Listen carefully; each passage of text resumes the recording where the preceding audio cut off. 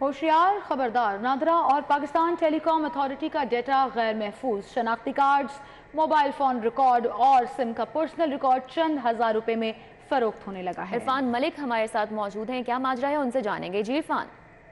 जी बिल्कुल सीमल, आपको बताएं कि एप्पल स्टोर के ऊपर देखा जाए या प्ले स्टोर जो एंड्रॉयड का है इसके ऊपर देखा जाए तो हजारों ऐसी जो वेबसाइट्स और उसके साथ साथ जो ऐप्स मौजूद हैं जिनके ऊपर नादरा और पाकिस्तान टेलीकॉम अथॉरिटी का जो डाटा है वो चोरी होकर फरोख्त हो रहा है। और सिर्फ इसके चंद हजार रुपए रखे गए हैं कि किसी की सिम की डिटेल्स निकलवानी है, किसी का CDR निकलवानी है या उसके शनाख्ती कार्ड की डिटेल्स जिसमें फैमिली ट्री जो है वो अगर निकलवानी है तो सिर्फ चंद हजार रुपए में ये तमाम चीज़ें अवेलेबल हैं। लेकिन इसके साथ साथ अगर देखा जाए तो ये एक बड़ा सिक्योरिटी रिस्क है कि किसी का भी पर्सनल डाटा जो एक पर्सनल इंफॉर्मेशन है वो इस तरह गैर कानूनी तौर पे चोरी होकर नादरा का और पाकिस्तान टेलीकॉम अथॉरिटी का जो है वो फरोख्त हो रहा है। और इस हवाले से आपको ये भी बताते चलें कि साइबर क्राइम विंग या नादरा में जिसका काम है ऐसे डाटा को महफूज बनाना या ऐसे अफराद जो इनके खिलाफ जो इनका डाटा चोरी कर रहे हैं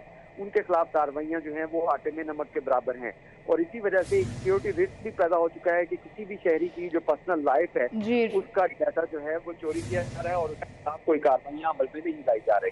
जी इरफान, बिल्कुल सही कहा आपने, बिलाशुबा ये एक सिक्योरिटी थ्रेट मौजूद है। बहुत शुक्रिया आपका।